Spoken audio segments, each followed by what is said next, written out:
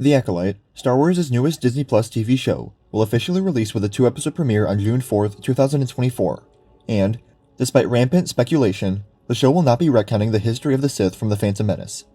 As one of the most thrilling inclusions in the lineup of Star Wars' upcoming TV shows, The Acolyte will be set in the High Republic era and explore the Jedi prior to the events of the Star Wars prequel trilogy. However, that does not mean changing the prequels. Updates on The Acolyte are ongoing, but The Acolyte's full trailer breakdown clearly shows a red lightsaber flying through the air. While there is already some concern circulating that this may mean a retcon to the assertion in the Phantom Menace that the Sith have been extinct for 1,000 years, that likely isn't the case. In fact, this only supports what the prequels have already shown. Although the Jedi in the prequel trilogy believe that the Sith are extinct, so much so that they are incredulous when Palpatine reveals himself to be a Sith Lord, despite Darth Maul and Count Dooku's acts throughout the Phantom Menace, Attack of the Clones, and Revenge of the Sith. The very nature of Palpatine's infiltration of the Republic demonstrates that the Sith were undercover, but still a threat. Palpatine's own master, Darth Plagueis, also makes clear the Sith persisted. This actually highlights the issues with the Jedi in the prequel trilogy. As Luke Skywalker said in The Last Jedi, the Jedi Council suffered from issues with hubris. They believed they had defeated the Sith, so their defenses were down. This is particularly confusing because the Jedi know the dark and the light will rise to meet each other, so they should have expected that the Sith, or some great darkness in the Force, lingered. Either way, this is therefore not a retcon. It supports what Star Wars has already made clear. Even before Palpatine and Darth Maul arrive on the scene in the Phantom Menace, it's clear that the Sith and the Jedi had crossovers with one another over the supposed 1,000 years when the Sith were eradicated. In fact, the Sith's red lightsabers alone indicate that these encounters continued to happen.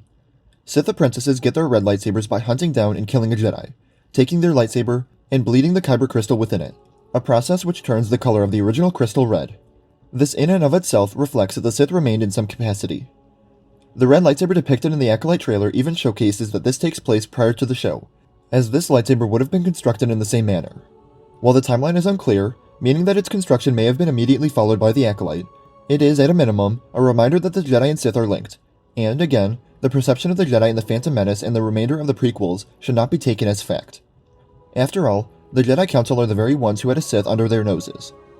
There are a myriad of reasons that this perception in the Phantom Menace could exist, without it meaning that the canon is changing or the Acolyte will be retconning the events of the prequels. For one, the Jedi Council has already been shown clearly to be flawed.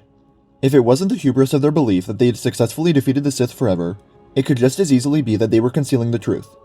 After all, they've proven themselves to be deceitful in other ways, at one point faking Obi-Wan's death even to Anakin, and at another, asking Anakin to spy on Palpatine. Those that survive the events of the show could hide the return of the Sith, believing that they ended the threat and having no need to bring that information to the rest of the Order. While a lie so significant would be a much bigger blemish for the Jedi, it would make sense. For the Order to continue, parents needed to agree to their younglings being taken and raised as Jedi.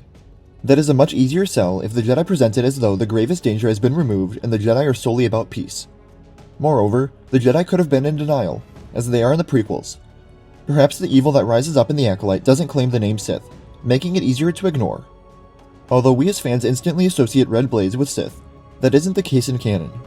When Qui-Gon first dueled Maul on Tatooine, he thinks Maul was a Sith, but doesn't know that for a fact. The Jedi were skeptical of Dooku being a Sith despite the red lightsaber, and Savage Opress, Kylo Ren, Malicos, and the Inquisitors are all examples of red-bladed warriors never being referred to as Sith. There are also graver possibilities, such as that no survivors remain to recount the return of the Sith, if it is to be one. In any case, Star Wars is not going to gut the prequels. If the franchise can make siblings kissing make sense, it could surely handle unpacking what exactly the Sith were doing for all that time.